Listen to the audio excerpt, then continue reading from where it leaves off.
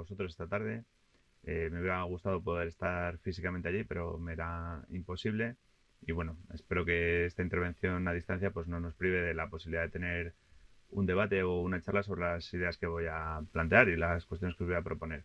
Eh, Dado que no va a ser posible hacerlo directamente, pues bueno, recuerdo que escribo un blog que se llama Productos de Sostenibilidad y que además pues estoy presente en redes sociales con mi acrónimo Albizlo, de las iniciales de mi nombre y mis apellidos, ¿no? Alberto Vizcaíno López. Entonces podemos siempre pues mantener ese debate aunque sea en diferido y a través de las redes sociales.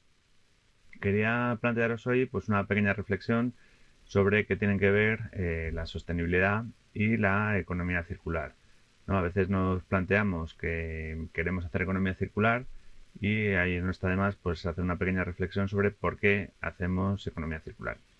En ese sentido, pues os recuerdo, os planteo que la definición de desarrollo sostenible que se dio por la Comisión Brundtland nos hablaba de necesidades y la forma en la que las satisfacemos, ¿no? De esta manera, la definición de desarrollo sostenible pues nos habla de que es ese modelo de desarrollo que permite a las generaciones presentes satisfacer sus necesidades sin comprometer la posibilidad de que generaciones futuras satisfagan sus propias necesidades.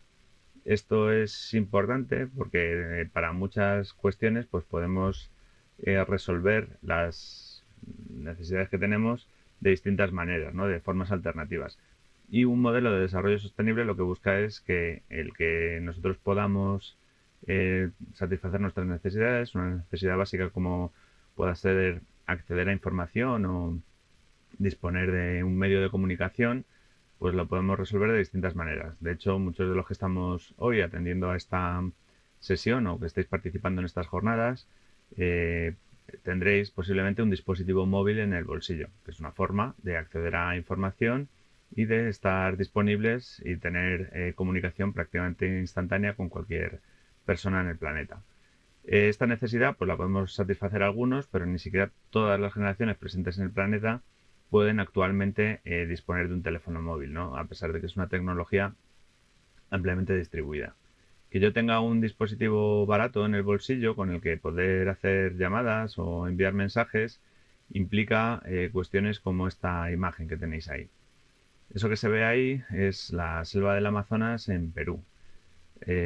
Si veis, la deforestación es manifiesta y aparecen una especie de lagunas y el suelo desnudo. También se ven unas manchas azules agrupadas en distintas zonas.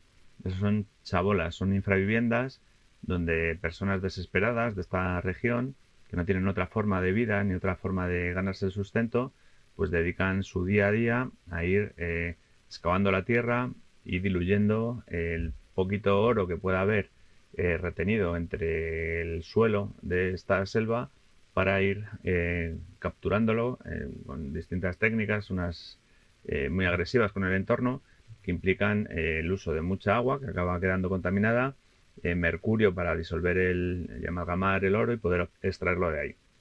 Entonces estas personas viven permanentemente ahí, tienen hijos ahí, se desarrollan su día a día ahí y son personas porque no pueden acceder a una educación o una sanidad básicas, unas condiciones de seguridad y tampoco pueden hacer una forma de vida pues que consideramos deseable en nuestro día a día actualmente, ¿no?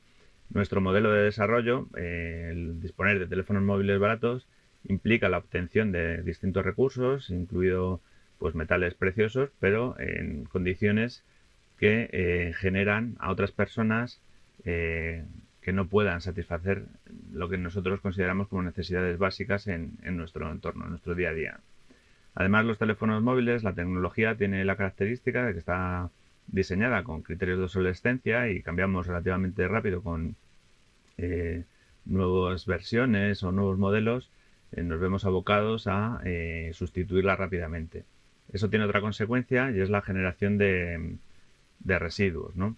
Estas fotos están más conocidas, ¿no? De niños en Ghana que lo que están haciendo pues es recibir en su país residuos de aparatos eléctricos y electrónicos que llegan muchas veces camuflados como equipos de segunda mano o incluso donaciones, ¿no? Para ayuda al desarrollo y son residuos que no tienen ninguna utilidad ni ninguna posibilidad de uso.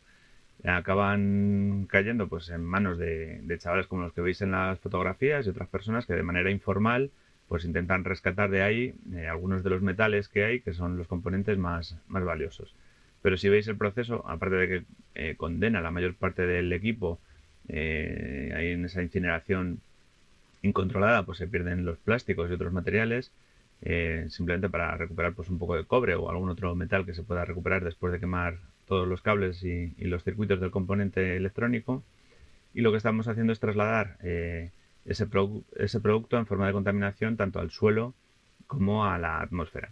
Y esa contaminación pues hipoteca las posibilidades también de estas personas a tener un ambiente saludable o unas condiciones de vida adecuadas para un desarrollo humano como el que nos gustaría para nuestros propios hijos o para nosotros mismos, ¿no? Estos son solo dos ejemplos de cómo satisfacemos nuestras necesidades en el día a día. Podemos ver muchos modelos, podemos hablar de muchas cuestiones y afortunadamente en un foro de economía circular pues estamos concienciados sobre esta problemática y tratamos de poner medidas para alargar la vida útil de los productos o para que esas materias primas, una vez que han sido extraídas, pues se mantengan el mayor tiempo posible en el ciclo de producción. Hay un ejemplo, otro tipo de formas de satisfacer necesidades que también me gusta traer a estos foros de debate, que es, por ejemplo, el uso de envases, ¿no? y embalajes. En nuestro modelo de producción y consumo, pues vemos distintas alternativas y tenemos desde el ejemplo que aparece ahí con botellas de sidra, ¿no? Que es el típico ejemplo de un envase reutilizable, y al lado, pues el ejemplo de una marca transnacional que utiliza unos envases de usar y tirar porque los rellena en sitios donde tiene instalaciones. De hecho, esta marca que aparece en la imagen tiene una o dos instalaciones aquí en Europa y a partir de ahí suministra el producto a todos los países del mundo, ¿no? Entonces, la forma de acceder a un refresco, ¿no? De acceder a un refrigerio, pues podemos hacerlo con envases de usar y tirar o podríamos hacerlo con envases reutilizables. El cuento es más largo, ¿no? El ejemplo, pues, claro, el que comercializa sidra, pues normalmente en un modelo de envase de retornable y reutilizable lo hace en circuito de cadena corta, ¿no? En estas botellas están diseñadas para consumirse cerca del lugar donde se rellena el envase, que además está muy cerca del lugar donde se produce el producto envasado, ¿no? Mientras que el otro modelo pues está pensado para distribuir a lo largo de todo el planeta ese producto envasado, ese refresco, sin pensar en el envase, ¿no? El envase pues quedará donde se consuma el producto y no hay ningún pensamiento ni ninguna idea en el modelo de negocio de que vuelva ese envase hacia el punto donde se ha distribuido. Todo lo contrario que ocurriría con estas botellas de sidra retornables, que están pensadas precisamente para eso, ¿no? Para tener una logística inversa, que nos gusta llamar ahora, según la cual pues acabarán lavadas y rellenadas otra vez con producto. ¿Vale? Esos son dos ejemplos de maneras distintas de satisfacer necesidades concretas. Y luego también me gusta plantear en este contexto quién tiene las necesidades, ¿no? Porque yo puedo querer una cebolla, como la que aparece en la imagen, y hay muchas formas de acceder a ella. Pero una forma de ponerla en el mercado es como la veis ahí, ¿no? En una bandeja de plástico con un retractilado de plástico transparente. Y la pregunta es, ¿quién necesita todo este plástico, ¿no? Yo como usuario final de la cebolla, como consumidor, pues para mí es un coste añadido y no me aporta ningún valor. Yo podría llevarme la cebolla perfectamente sin plastificar a mi casa, pero ese embalaje pues cumple una serie de funciones, sobre todo para el distribuidor del producto, ¿no? El sobreembalaje muchas veces responde a la necesidad de transportar durante mucho tiempo y muchas distancias muy grandes, productos, sean agrícolas como los que hemos visto ahí o productos de consumo, ¿no? Y el embalaje, aparte de cumplir una función de protección o de soportar una serie de información sobre el producto que va embalado, pues también cumple es el aliado necesario para trasladar productos a grandes distancias desde unos lugares a otros del planeta, ¿no? Posiblemente al comerciante que me vende a mí la cebolla pues le da un poco igual venderme una u otra, ¿no? Pero el distribuidor posiblemente encuentre en distintos lugares del mundo donde se producen esas cebollas y en algunos lugares pues les será mucho más barato conseguirlas, con lo cual tendrán más margen de beneficio, ¿no? Entonces, el envase, muchas veces el embalaje es un aliado de un determinado modelo de negocio que no siempre es el más sostenible ni el que más reparte. Me preocupa este tema no por nada en especial, sino por los límites del planeta, ¿no? Estamos planteando que necesitamos un desarrollo sostenible. Ese modelo de desarrollo sostenible solo es posible si operamos dentro de unos límites, unas fronteras de producción y consumo que nos garanticen la vida a largo plazo en el planeta, y esto no es viable si nos estamos saltando determinadas fronteras. Hemos visto, estamos viendo recientemente que las emisiones de efecto invernadero están teniendo consecuencias en distintas alteraciones en el clima del planeta, ¿no? Ya vemos fenómenos meteorológicos extremos, vemos medias que se ven alteradas, vemos en tanto a temperaturas, a lluvias, ¿no? Este invierno pues está siendo anormalmente cálido en nuestro país, el anterior fue sufrimos una nevada muy fuerte, ¿no? Todos estos son indicadores que nos hablan de que estamos saliendo de ese límite seguro y que los científicos llevan tiempo estudiando. De hecho, se definieron las 9 fronteras que veis ahí en este esquema, y las que están medidas y tienen esas triángulos rojos que salen del círculo verde de condiciones de seguridad, pues nos indica que las hemos rebasado, ¿no? Entonces me preocupa mucho pues el clima o la pérdida de biodiversidad, pero también me preocupa bastante en este foro de economía circular la última frontera que se ha documentado que estamos rebasando, que es la que se refiere a contaminación química, incluyendo todo tipo de polímeros y plásticos, ¿no? El ser humano está poniendo en el mercado y distribuyendo una cantidad ingente de plásticos y otros productos químicos, muchos de ellos antes de que haya estudios que nos determinen cómo de seguros son, y por encima de la capacidad del planeta para asumir el impacto que causamos con todos estos residuos. El impacto pues lo llevamos estudiando algún tiempo y hemos visto pues estas imágenes en las que se nos han enseñado aves que mueren de inanición al alimentarse de plásticos que confunden con seres vivos, ¿no? Hemos visto restos de plástico en nuestros alimentos. Estos me preocupan relativamente poco porque al final pues sí, es una forma de contaminación, pero yo podría retirar esos fragmentos de plástico y seguir preparando el pescado. El problema es que el plástico se va degradando y llega un momento donde se convierte en fragmentos microscópicos que interactúan con los seres vivos a un nivel ya no solo macro, sino también micro. Esta interacción, pues aparte de trozos más pequeños de los que podemos ver a simple vista, pues lo que genera son alteraciones físicas y químicas en los organismos, ¿no? El plástico está compuesto por una serie de sustancias y entre otras tiene sustancias que son alteradoras de los equilibrios endocrinos de nuestro organismo, ¿no? Funcionan como disruptores del sistema hormonal. Y se ha visto recientemente en tortugas, por ejemplo, que estas sustancias que acompañan a los polímeros del plástico pues se acumulan en el organismo y se biomagnifican, con lo cual a lo largo de la cadena alimentaria se van acumulando y acaban siendo un riesgo cierto para los seres vivos, incluido el ser humano, que está al final de algunas de estas cadenas en las que se acumulan estas sustancias. Y aparte, pues aparte de los impactos ambientales y los impactos a la salud, hay otro impacto del envase de usar y tirar que os presentaba antes con la botella de sidra, que es el que se refiere al impacto social y económico, ¿no? El modelo de producción y consumo, la forma en la que decidimos cómo satisfacemos nuestras necesidades, crea puestos de trabajo de calidad o los destruye.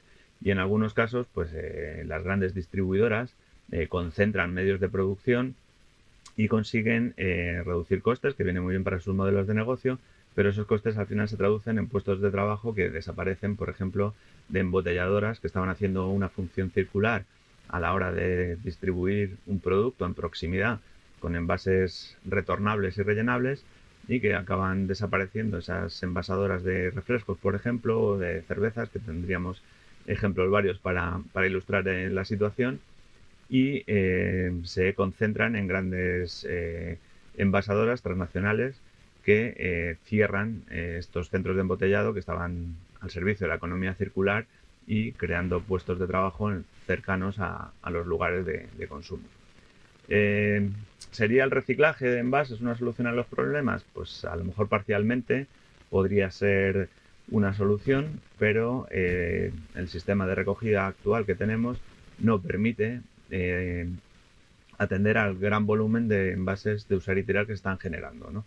Uno de los problemas que tenemos, por ejemplo, cuando analizamos la recogida selectiva, es que ni siquiera hay capacidad para recoger el 100% de los productos que con su uso se convierten en residuos, ¿no? Si analizásemos la capacidad de recogida que hay, por ejemplo, por coger un flujo de envases ligeros, pues resulta que no hay contenedores suficientes y necesitaríamos triplicar o bien la frecuencia de recogida o bien la capacidad de esos contenedores para simplemente recoger todos los envases que se ponen en el mercado a día de hoy.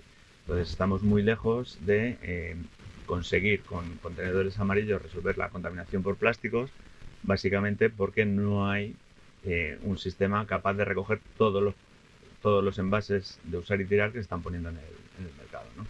Desde las marcas pues nos hacen lo que se llama greenwashing, que supongo que habéis oído hablar de esta palabra bastante durante esta semana y seguiréis hablando de ella. Y el greenwashing pues consiste en ofrecernos mensajes que son ciertamente algo engañosos, ¿no? Si no estamos recogiendo todas las botellas, difícilmente vamos a conseguir un modelo de reciclaje botella a botella, como nos sugería esta publicidad de esta marca, o nos sugieren otras marcas, en las que nos hablan de que de cada botella sacan una botella.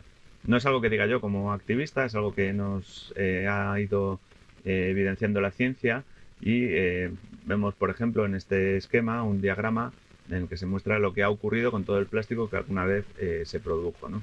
Afortunadamente hay una parte de ese plástico que es estructural y forma parte de tuberías, cableados y muebles, cosas que permanecen en el tiempo, pero hay una parte importante que acaba siendo un residuo, ¿no? Se genera o se convierte en un residuo. Entre ellos pues destacan los envases de usar y tirar, como veremos un poquito más adelante con datos de la propia industria.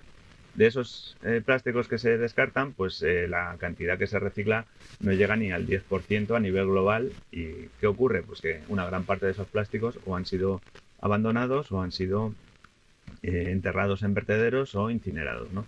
Pero el reciclaje alcanza a nivel global a una pequeña cantidad de los plásticos que se convierten en residuos. Como os decía antes, la inmensa mayoría de los plásticos que se producen, que se generan en Europa, por ejemplo, con estos datos de la propia patronal, ¿no?, de Plastic Europe, vemos que el 40% de todos los plásticos que se han puesto como materia prima y se han convertido en productos son envases, ¿no? Entonces, por eso hay que hacer hincapié, si estamos hablando de una contaminación por plásticos, si estamos hablando de un problema para la salud de las personas por la presencia de estos disruptores endocrinos procedentes de los plásticos, pues hay que poner el foco necesariamente en este gran volumen de envases que se generan anualmente, sobre todo teniendo en cuenta que algunos de los otros usos pues son esos plásticos estructurales que no se van a convertir inmediatamente en residuos, ¿no? Es importante hablar de la economía circular del envase de plástico, pero hay que ponerlo en contexto, ¿no? De hecho, la Fundación Ellen MacArthur hizo este trabajo hace unos años y se dio cuenta pues que solo el 2% de todo el plástico que se comercializaba en forma de envases conseguía recuperarse y reciclarse en nuevos envases, ¿no? Estamos muy lejos de esas grandes promesas de sacar una botella de cada botella, y lo que está ocurriendo pues es que la inmensa mayoría del plástico que se genera se pierde en vertederos, incineradoras o directamente abandonado en el medio natural o en las calles y ciudades sin llegar a un sistema adecuado de tratamiento, y solo una pequeña parte entra a las cadenas de reciclaje, que a su vez pues tienen ineficiencias, y algunas consiguen recuperar ese material para usos de menor calidad que el envase, y solo una pequeña parte, solo el 2%, se estaría recuperando en envases nuevos. Uno de los fallos que tenemos a la hora de hablar de economía circular es que intentamos asimilar reciclaje a economía circular. Y también, según la Fundación Ellen MacArthur, como podéis ver en este diagrama, el reciclaje no es economía circular. La economía circular trata de mantener el valor de los productos fabricados mediante el mantenimiento, la reutilización, la redistribución de sus productos y buscando estrategias que mantengan el producto tal y como se fabricó. En algunas situaciones puede ser necesario la remanufactura de esos productos. Por ejemplo, si os hablaba antes de dispositivos móviles, pues estaría bien que en vez de tener la opción de triturarlos e intentar sacar con imanes un poquito del metal que tiene, pues que cogiésemos todo el dispositivo y pudiésemos actualizar los componentes que se han quedado obsoletos, ¿no? Meterle más memoria RAM o cambiarle el procesador, pero dejando el resto de la circuitería y de los componentes que sigan siendo funcionales, ¿no? La economía circular utiliza el reciclaje como última estrategia cuando ya no es posible mantener el valor de ese dispositivo, de ese equipo, y ya no queda más remedio que deshacerlo y tratar de recuperar las materias primas para convertirlas en nuevos productos. Pero el reciclaje como tal no es la economía circular. La economía circular es otra cosa que lo que busca es evitar precisamente el residuo y por lo tanto evitar la necesidad de reciclar. ¿Qué podemos hacer para evitar el drama de los residuos de plástico? Pues estamos viendo o hemos visto muchas campañas que nos hablan de recuperar plásticos del mar y convertirlos en prendas de ropa. Esto es una opción que es interesante, pero cae en el saco de las falsas soluciones. El problema está en que el plástico se degrada, libera fibras muy pequeñas y microplásticos que acaban contaminando todos los ecosistemas y alterando a la cadena alimentaria. Si cogemos esos plásticos que hemos rescatado del mar y les damos forma de prendas de ropa, estamos generando un nuevo problema. Y es que la ropa en la lavadora, con el roce que tienen unas prendas con otras, con las cremalleras y demás, pues libera muchas fibras que ya directamente son microscópicas. No hay que esperar a que la naturaleza degrade una botella en el mar, sino que si cojo esa botella y la convierto en una prenda de ropa, mi propia lavadora va a ser la fuente de partículas de plástico contaminante, ¿no? Entonces, por eso digo que es una falsa solución hacer ropa molona con botellas de plástico recogidas del mar, y aquí la solución sería pues tener la oportunidad de crear empleo verde y empleo sostenible en el medio rural, en esta España vaciada que tanto hablamos ahora, con productores de fibras animales o vegetales que nos den lugar a prendas de ropa que, aunque también se degraden en la lavadora y liberen fibras, que no sean fibras plásticas, sino que sean fibras fácilmente asimilables por el medio, ¿no? Entonces, simplemente os quería prevenir contra las falsas soluciones a los problemas ambientales, las falsas soluciones que no nos llevan a un desarrollo cada vez más sostenible, sino que todo lo contrario, ¿no? El ejemplo, esta granada en metal reciclado, ¿no? Para el desarrollo permanente de nuestra industria. Pues sí, podemos hacer una industria militar, pero afortunadamente ya sabemos que en la carrera armamentística no se considera un negocio sostenible, ¿no? Eso podríamos aplicarlo, por ejemplo, a otro tipo de negocios y replantearnos los modelos de producción y consumo, evitando aquellos productos que ya hemos visto que son insostenibles y que por más esfuerzo que hacemos, pues lo único que sirven o fundamentalmente sirven para contaminar. ¿Cómo se hace esto? Pues en la propia legislación de residuos, desde los años 90, se establece un sistema de responsabilidad ampliada del productor que en nuestro país se ha desarrollado para algunos tipos de productos, como son los envases, de los que he puesto varios ejemplos, los aparatos eléctricos y electrónicos, componentes de vehículos, aceites minerales y demás. Y lo que hace es que cuando se comercializa un producto que con su uso se convierte en un residuo, la empresa o la organización que hace negocio con ese producto tiene la obligación de cubrir el coste de la recogida y el tratamiento de esos residuos.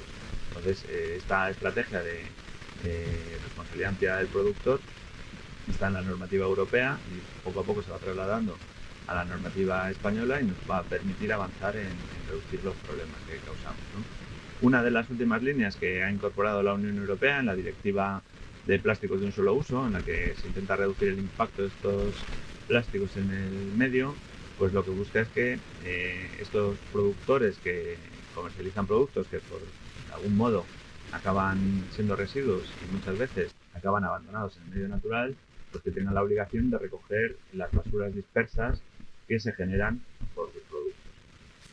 Por lo menos de asumir el coste, ¿no? Hasta ahora, pues estas limpiezas de estas basuras dispersas pues quedan a cargo de los ayuntamientos, ¿no? Que barren las calles y limpian los parques, o de autoridades ambientales que tienen la obligación de mantener los espacios naturales en unas condiciones adecuadas, ¿no?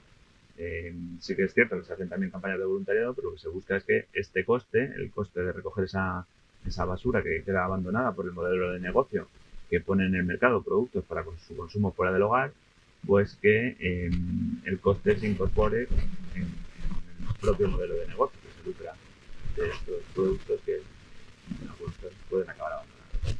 Otra cosa que hay que mejorar es la recogida de residuos.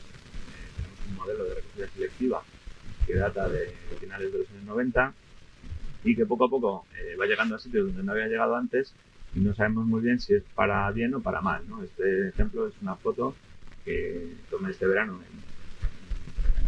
cuando veraneaba en el pueblo y veis pues que el contenedor amarillo al final lo que está sirviendo es para generar basuras dispersas porque no hay una frecuencia de recogida adecuada y los vecinos que han hecho el esfuerzo de separar los residuos en su casa y acercarlos hasta el lugar donde está ubicado el contenedor amarillo, que pues, como podéis ver no es donde estaban los contenedores tradicionalmente en este lugar, pues ven que no hay capacidad. Si los vecinos separan su basura, pero luego se encuentran en esta situación en la que la recogida no se la lleva, pues pueden creer que es una buena idea dejar el residuo al lado del contenedor amarillo.